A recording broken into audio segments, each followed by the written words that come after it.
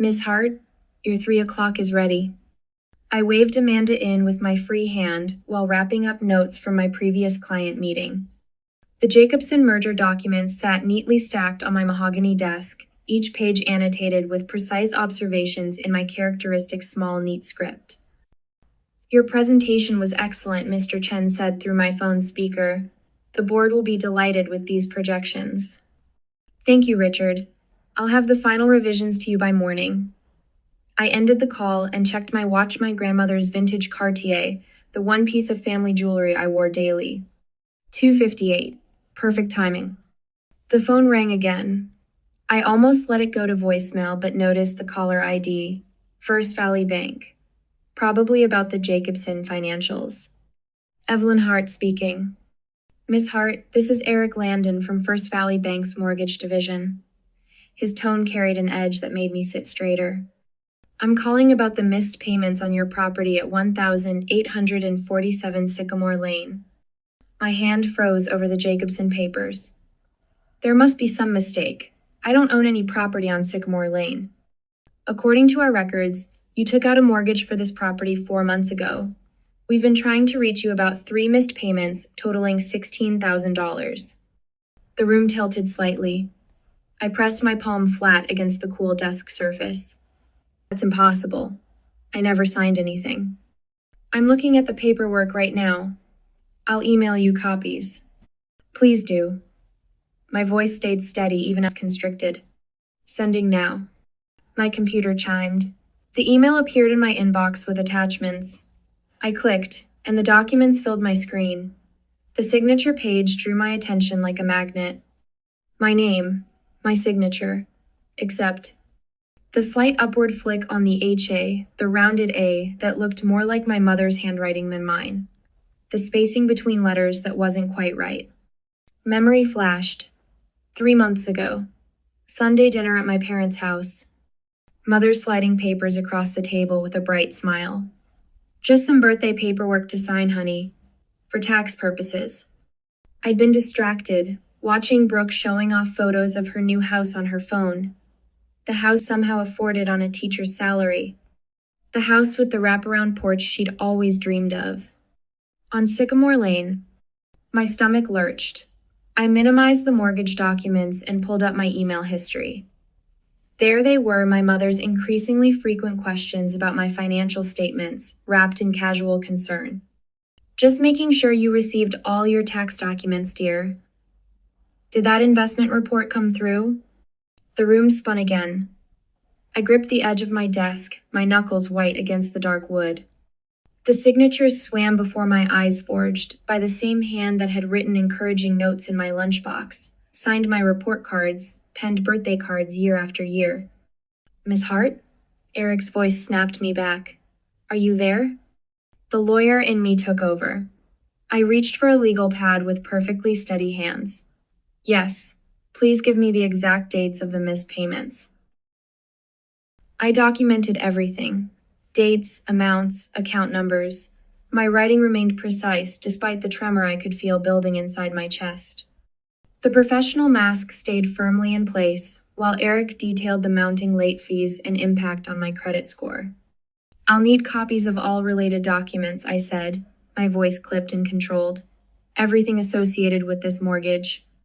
Of course, I'll have our fraud department. No, the word came out sharper than intended. Not yet. Send everything to me. I ended the call and sat motionless, staring at the evidence of my family's betrayal glowing on my screen. The slight imperfections in the forged signature blurred as my eyes burned. My phone buzzed. Caleb Monroe's name appeared, my closest friend since law school, now a partner at a rival firm. My finger hovered over the screen. They're my family. There has to be an explanation. But I could hear my own voice in the courtroom, arguing countless financial fraud cases. Forgery is forgery, even when it's done by family members. In fact, that betrayal of trust makes it worse. I answered Caleb's call. Hey, superstar. Heard you crushed the Jacobson presentation. Drinks to celebrate? Caleb. My voice cracked slightly.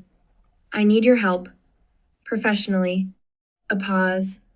I'll be there in 15 minutes. I lowered the phone and turned to stare out my office window at the city skyline.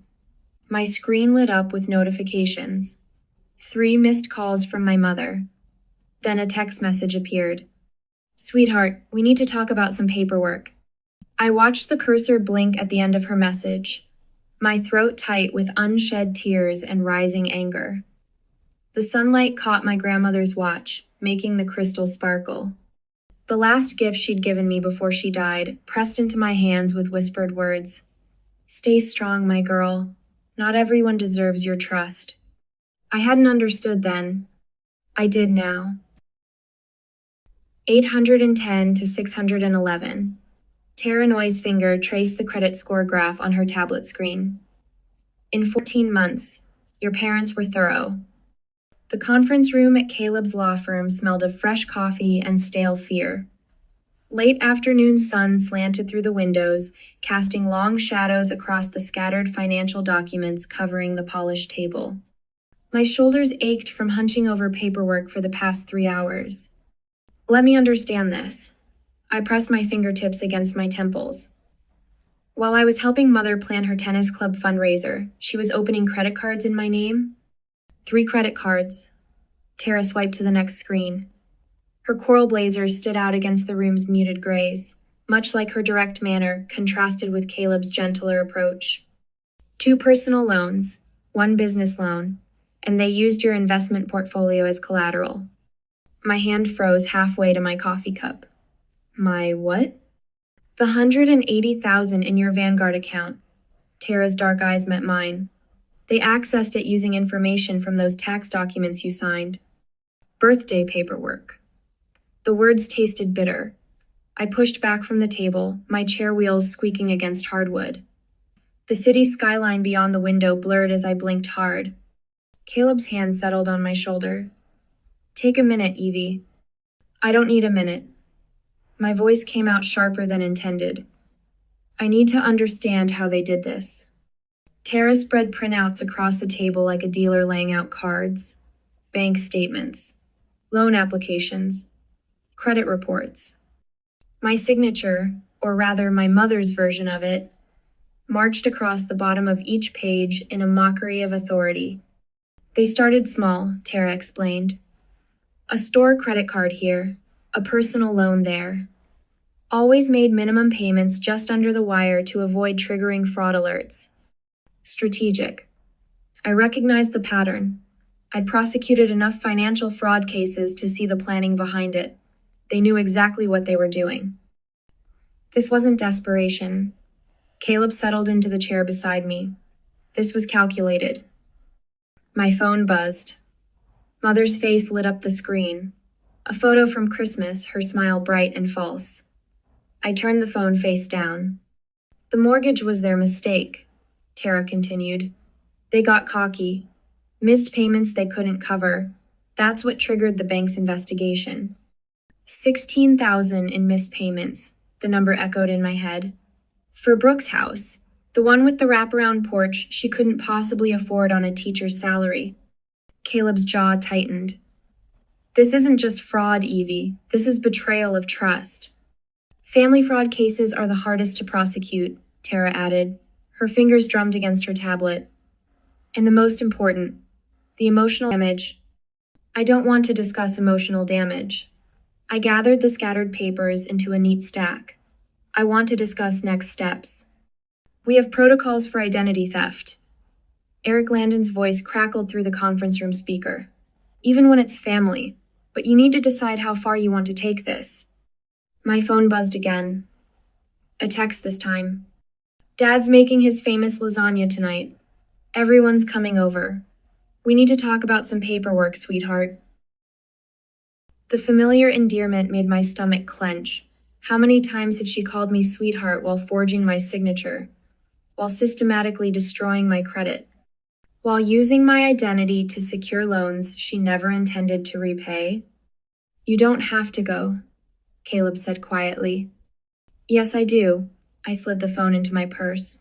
"I need to see their faces when they lie to me one more time. They'll manipulate you emotionally. His voice carried the weight of 20 years of friendship. You know that. I know. I stood, smoothing my skirt with trembling hands. But I'm not the same person they've been manipulating all these years. Tara gathered her materials, her movements precise and efficient. We'll have everything ready when you decide how to proceed. The banks, the credit bureaus, the investigators, one word from you, and we move forward. I touched the stack of evidence we'd compiled. The paper felt cool under my fingers, solid, real. Unlike the family mythology I believed for so long. The responsible one, I murmured. That's what they always called me. The strong one. The one who could handle anything. Evie. Caleb's voice softened. You don't have to handle this alone. I picked up my grandmother's watch from where I'd set it aside while reviewing documents. The crystal caught the fading sunlight as I fastened it around my wrist. Her last gift, her final warning about trust. I'm not alone. I met Tara's steady gaze, then Caleb's concerned one. I have something better than family. I have allies. My phone buzzed a third time. Another text from Mother. Don't forget the garlic bread, sweetheart. You always bring the best bread. I slipped the phone back into my purse without responding. The weight of the evidence files felt solid in my briefcase as I lifted it. Outside the conference room windows, shadows lengthened across the city.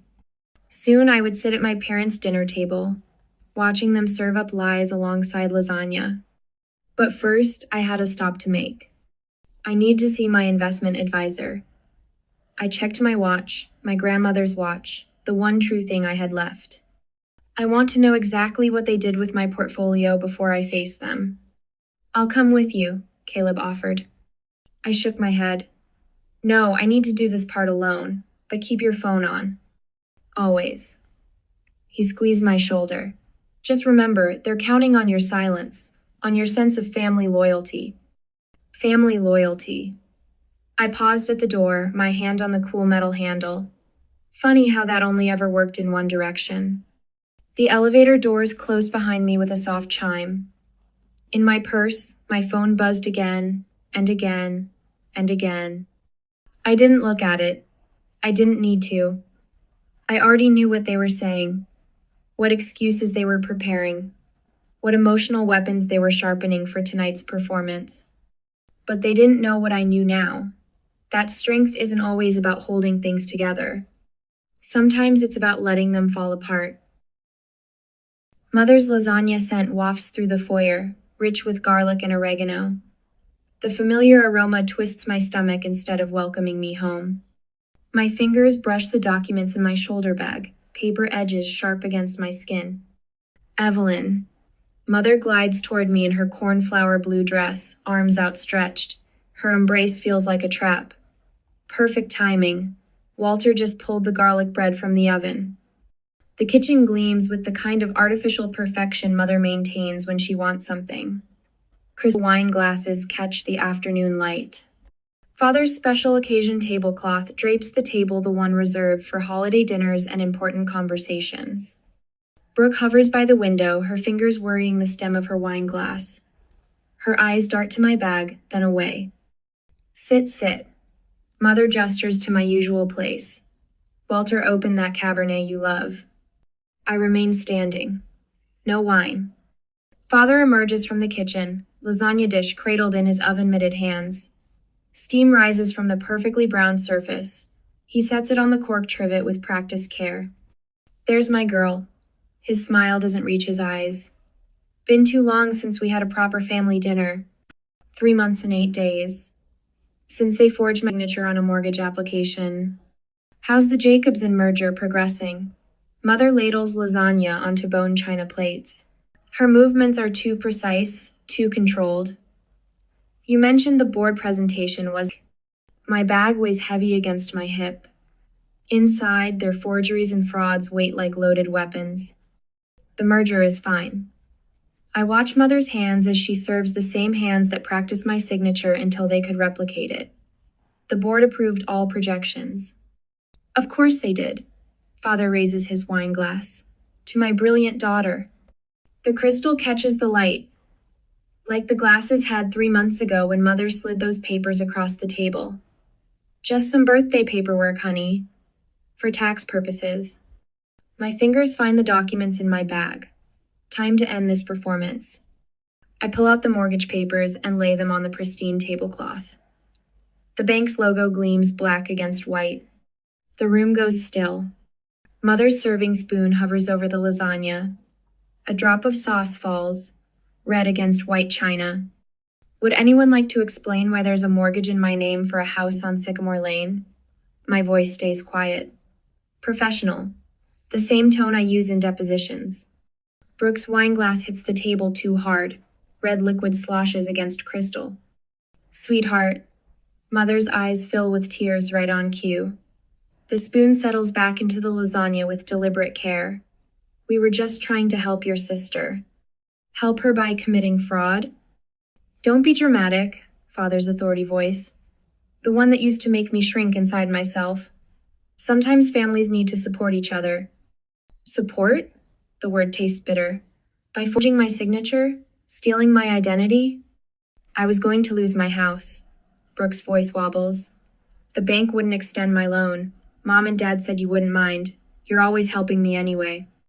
The unity of their manipulation hits me like a physical blow. They planned this, rehearsed it. You're the strong one, Mother whispers. You can handle this. It's just money. Just money. Just my signature. Just my credit. Just my reputation. Just my trust. The weight of their expectations presses against my shoulders. The familiar burden of being the responsible one, the reliable one, the one who sacrifices. A lifetime of patterns crystallizes in this moment. The constant pressure to give more, fix more, accept more, for family. My chair scrapes against hardwood as I stand. The sound cuts through their web of justifications. Silence fills the room like smoke. I gather the documents with steady hands, each paper a betrayal, each signature a wound. Evelyn, please. Mother reaches for me. We can explain everything. I step back from her touch. Sit down, Father commands. We're having a family dinner. The front door opens silently, closes with a soft click. I don't look back. Son of a bitch. Caleb stares at his computer screen, jaw tight. Morning sun streams through his office windows, painting his desk with stripes of light. This goes way beyond your mortgage. I lean forward in my chair. What did Tara find? He swivels his monitor. Spreadsheets fill the screen, numbers marching in neat columns. Your parents have been running an investment scam through the tennis club, using name and professional reputation as bait. The room tilts slightly. I press my palm flat against his desk to steady myself. How much? 3.2 million, so far. His fingers drum against his desk. Tara traced money transfers to accounts in Belize and Singapore. The scope of their betrayal expands like ripples in a pond, each wave revealing new damage. They used me. The words scrape my throat. Used my reputation to steal from their friends. From vulnerable seniors, Caleb corrects. They targeted retirees looking for safe investments, promised guaranteed returns backed by your legal expertise. Something snaps inside my chest, a lifetime of obligation breaking under the weight of truth. This isn't just about me anymore. Caleb nods, already reaching for his phone. I'll activate my FBI contacts in financial crimes. Tara's building the evidence chain. Get Eric from the bank involved too. My voice sounds different, harder. We need his fraud department. Caleb's team assembles with military precision. Within hours, my office fills with federal agents, forensic accountants, and bank investigators, each person adding threads to the web of evidence. I stand at my window, watching them work. Their efficiency should comfort me. Instead, each new discovery feels like a fresh wound. Miss Hart? A junior agent appears at my elbow. We need you to review these victim statements. The stack of papers lands heavy in my hands. Names and amounts blur together until one stops my breath.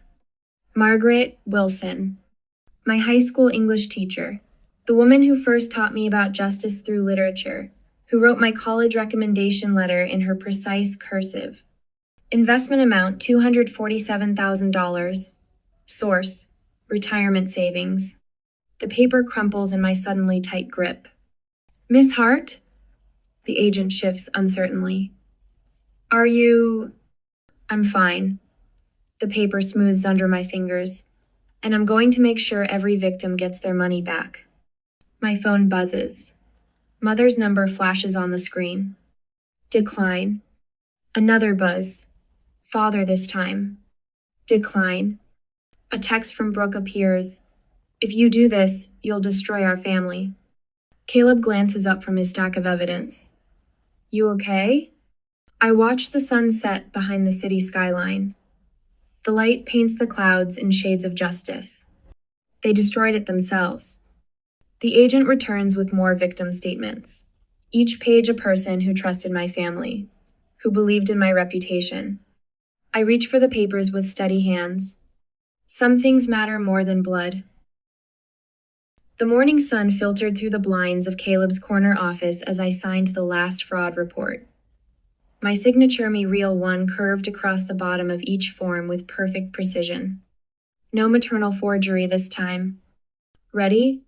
Caleb's voice carried a mix of concern and determination. I checked my watch. 7:58 a.m. 2 minutes. We timed everything down to the second. The fraud reports would hit 6 different agencies simultaneously at 8 a.m. sharp. The moment they opened their doors, accounts would freeze. By 8:15, the official investigation notice would arrive at my parents' house-certified mail, signature required. My phone buzzed. Tara's text, bank team in position. Now. I pushed the stack of reports across Caleb's desk. His assistant swept them up and disappeared, each report destined for a different courier. My mother's latest voicemail played in my head. Sweetheart, please. You have to understand. We can explain everything. The tremor in her voice almost sounded real. Almost. The grandfather clock in Caleb's office struck 8. Somewhere across the city, a postal worker rang my parents' doorbell. Somewhere else, my sister Brooke was probably walking into the elementary school where she taught 4th grade, wearing the clothes she'd bought with my stolen credit cards. My phone lit up. Eric from First Valley Bank. Accounts frozen. 3 attempted withdrawals blocked in the last hour. They knew it was coming, Caleb said, watching my face. Mother always could read me like a book. The irony tasted bitter. Even when I was trying to hide my Christmas list, she'd know exactly what I'd ask Santa for. This isn't a Christmas list, Evelyn. No.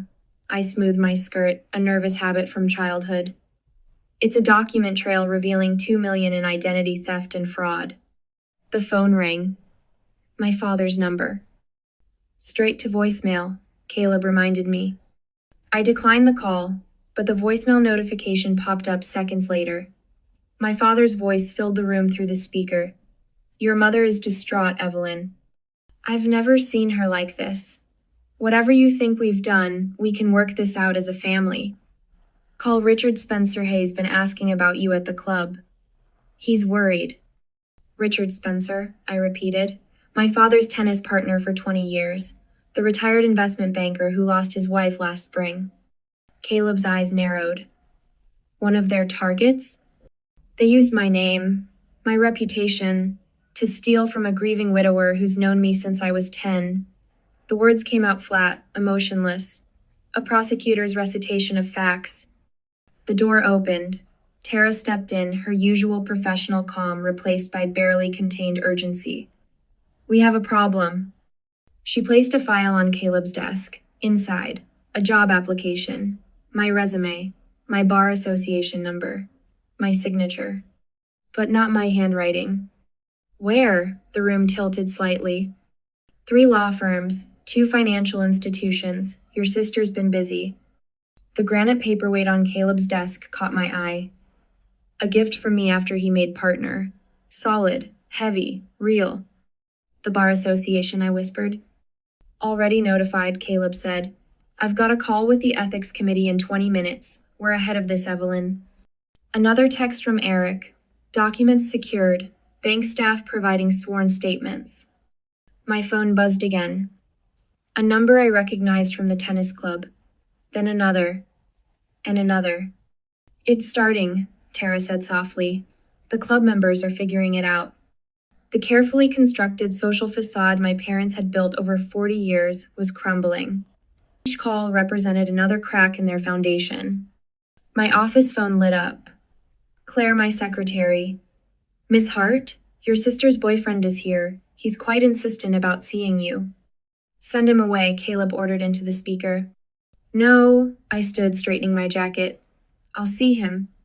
Evelyn. In the conference room, with security present. 5 minutes later, Mark shifted in the uncomfortable conference room chair. His usually perfectly styled hair looked frazzled, his polo shirt wrinkled. Brooke's a mess, he started. She hasn't slept in days. She says it was all a misunderstanding. A misunderstanding. The words came out soft, dangerous. Is that what she calls forging my signature, using my law license, stealing my identity? She didn't. I mean, your parents said, get out. He blinked. What? Get out. And tell my sister that if she comes near my office, my home, or my professional credentials again, the next notification will come from the district attorney. The conference room door clicked shut behind him. Through the glass wall, I watched him hurry past the security guard, nearly tripping over his own feet. My phone pinged. An email from my father's attorney. They won a deal, Tara said, reading over my shoulder. Of course they do. I closed the email without reading further. Mother's probably already planning how to pin everything on Dad. Right on cue, a text from my mother appeared. It was all your father's idea, sweetheart. I only went along because... I deleted it before finishing. Miss Hart? Claire again. Agent Thompson from the FBI is on line 1. They found something. The acid in my stomach churned. Put him through. His voice crackled through the speaker. Miss Hart, we've located a storage unit registered to your father. Multiple filing cabinets. Documents dating back 15 years. The room went silent. What kind of documents? Caleb asked when I couldn't. Account statements, loan applications, forged signatures. A pause. Different names, different states. My grandmother's Cartier watch felt suddenly heavy on my wrist. Her last gift, her last words. Stay strong, my girl. Not everyone deserves your trust. She'd known. Somehow, she'd known. The morning sun still streamed through Caleb's window, but it no longer felt warm. Each ray illuminated another betrayal, another lie, another victim I hadn't protected. My phone lit up one final time. Brooke. I'll tell them everything, her text read. I can't do this anymore. I placed the phone face down on Caleb's desk. The family portrait behind him caught my eye, his real family, smiling, honest, true. What now? Tara asked softly. The granite paperweight felt cool under my fingers, solid, like evidence, like truth. Now, I said, we protect everyone else they plan to hurt. The grandfather clock struck 9. 1 hour since the first reports were filed. 1 hour since I'd officially declared war on the people who'd raised me. The morning was still young, and I was just getting started. The marble steps of the federal courthouse rose before me, each one marking another beat of my heart. I adjusted my charcoal suit jacket, my grandmother's Cartier watch catching the morning light. Through the soaring columns, I spotted clusters of familiar faces from the tennis club, their silver hair glinting in the sun. Inside courtroom 314, the polished oak benches creaked with the weight of spectators. Mrs. Patterson, my former high school English teacher, caught my eye from the 3rd row. The gentle tilt of her chin spoke volumes, the same encouragement she'd given me before debate tournaments 30 years ago. My mother, father, and Brooke sat in the front row of the defendant's section. Mother's perfectly coiffed hair couldn't hide the shadows under her eyes. Father's shoulders hunched beneath his expensive suit. Brooke twisted a tissue between her fingers, her wedding ring conspicuously absent. All rise. Judge Margaret Chen swept into the courtroom, her black robes billowing. The rustle of bodies rising filled the air. My spine straightened automatically as I took my place at the witness stand. Please state your name for the record. Evelyn Marie Hart. My voice carried to every corner of the hushed room. Mother's attorney, William Barrett, approached with practiced concern etched on his features. Miss Hart, isn't it true that your mother has always supported your career? That she attended every school play, every graduation? She attended them. The words tasted bitter. She also forged my signature on fraudulent loan documents. But surely you understand she was trying to help your sister? That's what families do. They help each other. Objection, argumentative, Caleb called from the prosecution table. Sustained. Barrett adjusted his tie. Your mother has expressed deep remorse. She's offered to make full restitution. With whose money? The question sliced through his careful narrative. The retirement savings she stole from Mrs. Patterson? The college fund she drained from the Jacobsons? He blinked, thrown off script. Father's attorney tried next, painting a picture of financial pressure, of a man desperate to maintain his family's standard of living. Mr. Hart never meant to cause permanent harm. He always intended to replace the funds, like he replaced my college savings when I was 16. The old wound surfaced, finally serving a purpose. That was his first practice run, wasn't it? Testing how far he could push before someone pushed back? A murmur rippled through the courtroom. Judge Chen tapped her gavel once. Brooke's attorney, fresh out of law school, attempted to salvage something from the wreckage. Your sister has always looked up to you. She's expressed genuine remorse. She expressed remorse after she got caught. I met Brooke's tear-filled eyes. Not when she was living in a house bought with my stolen identity. Not when she was interviewing for jobs using my law credentials. Not when elderly victims were losing their life savings. The defense tried one last strategy, presenting a united front of family love gone wrong. Barrett stood again, his voice gentle. Miss Hart, no one is denying mistakes were made, but surely this can be handled as a family matter, without... Love doesn't forge signatures. My words rang in the sudden silence. Family doesn't steal identities. What you did wasn't for love, it was for greed. Judge Chen's glasses caught the fluorescent light as she leaned forward. Mr. Barrett, I've heard enough about family matters. This court deals in facts. The facts show a sophisticated criminal enterprise that preyed on vulnerable victims, including the defendant's own daughter. The attempt to frame this as merely poor judgment within a family unit insults the intelligence of this court. She turned to my family. Walter Hart, please rise. My father stood, shoulders squared in one final attempt at dignity. This court sentences you to 17 years in federal prison, followed by 5 years of supervised release. You will make full restitution to all victims, beginning with your daughter, Joanne Hart. Mother's perfect posture crumbled as she rose. 14 years in federal prison, 5 years supervised release, full restitution. Brooke Hart Williams. My sister's tissue shredded between her fingers as she stood. 10 years in federal prison, 5 years supervised release, full restitution. The sharp rap of the gavel echoed through the courtroom. 2 U.S. Marshals stepped forward, handcuffs glinting. Evelyn, Mother's voice cracked as they led her past. Please.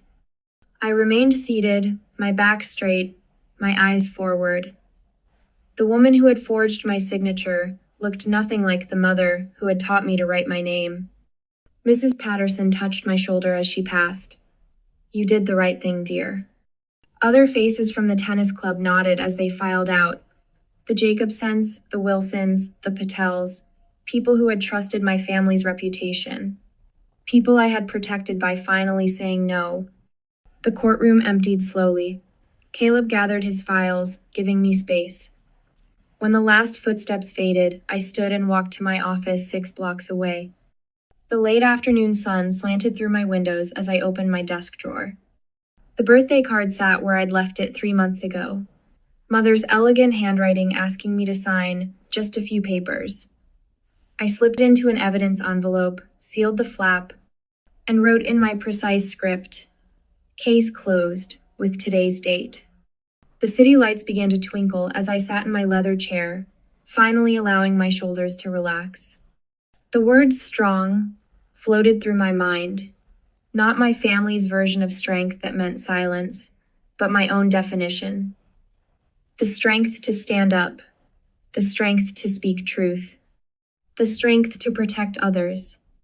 A knock at my door interrupted my thoughts. "Miss Hart?" Amanda's voice was gentle. "There's someone here to see you. She says she needs help with a family fraud case." I touched my grandmother's watch, remembering her words about trust. Then I stood, smoothed my jacket, and walked to the door. The next chapter was waiting. The brass nameplate gleamed in the morning light. Evelyn Hart, Director of Victim Restitution Program. I traced my fingers over the engraved letters, still half expecting to wake up and find myself back in my old office, drowning in corporate mergers and acquisitions. But this was real. My new reality, 6 months after the verdict. The space around me reflected the transformation. Gone were the intimidating mahogany furniture and stark minimalist art. In their place stood welcoming chairs arranged in a circle, walls lined with resource pamphlets, and a small table offering water and tissues. A poster displayed warning signs of financial abuse in clear, practical terms. My grandmother's watch caught the sunlight as I straightened a crooked pamphlet. The crystal sparkled, reminding me of her final words. She'd known, somehow. Maybe she'd seen the same patterns I'd missed for so long. A framed letter hung beside my degrees, its simple classroom penmanship more meaningful than any Harvard diploma. Mrs. Peterson, my former English teacher, had written it after the restitution from my family's fraud scheme helped her keep her home. "Your strength gave others courage," she'd written. "You showed us it's never too late to stand up for what's right." The intercom buzzed. "Your dinner guests are here, Miss Hart." I checked my watch, 7 o'clock exactly. Some habits never changed, even if everything else had. Caleb, Tara, and Eric waited in the lobby, looking relaxed in casual clothes instead of their usual courtroom attire. Caleb's grin widened as I approached. "Look who's leaving the office at a reasonable hour," he teased. "First time for everything." I grabbed my coat. "Antonio's?" The Italian restaurant's brick walls and checkered tablecloths felt worlds away from the sterile conference rooms where we'd built our case. A candle flickered between us as the waiter poured wine. Caleb raised his glass. "To chosen family." The words settled in my chest, warm and right. We clinked glasses, our smiles genuine instead of the polite masks we'd worn through months of legal battles. "Speaking of family matters," Caleb said, pulling out his phone. "Check your email. First round of restitution payments went through today." I set down my fork. "Already?" The timeline suggested. "Let's just say some of us put in extra hours to expedite things." He shrugged, but his eyes sparkled. "Your former clients deserved that peace of mind." "Thank you." The words felt small against the magnitude of their support. The next morning, I faced my first support group. 8 people sat in those carefully arranged chairs, their faces reflecting the same shock and hurt I'd felt that day in my office, staring at forged documents. "I should have known," an elderly man whispered, twisting his wedding ring. 50, 2 years of marriage, and she emptied our accounts for some online scammer. My Laura. "You didn't fail her," I said softly. "She failed you. There's a difference." Heads nodded around the circle. They'd all heard the same excuses I had. Family obligation, special circumstances, just this once. Back in my office, I pulled out my phone, thumb hovering over my mother's final text. "We can fix this. Please, for family." Delete. "That's why I'm protecting others from you," I whispered to the empty room. My computer chimed with a credit alert. My score had finally returned to its pre-fraud level, 810. One more piece of my life restored. I stood, walking to the wall of filing cabinets. Inside the bottom drawer, thick files documented every step of my family's case.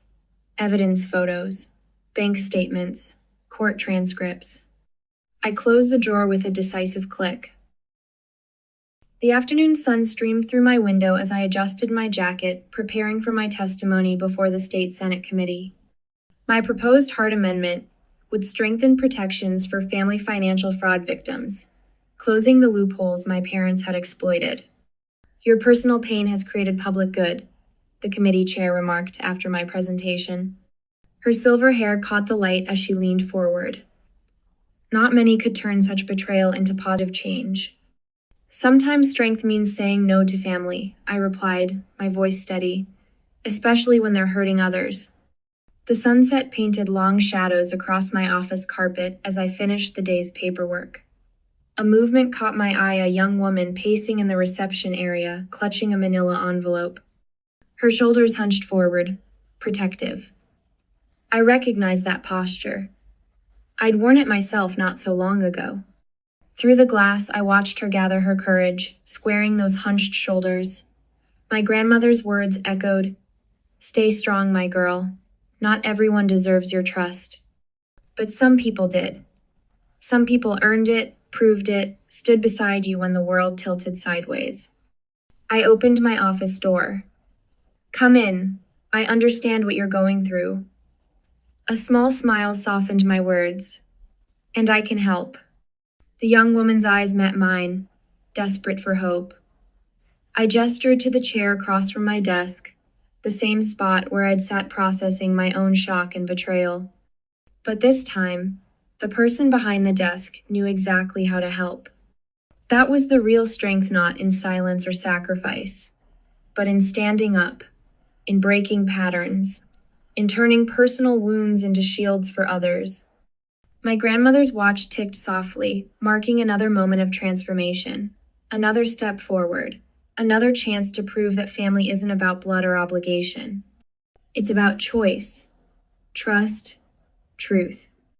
And sometimes it's about saying no to the people who raised you, so you can say yes to the person you've become.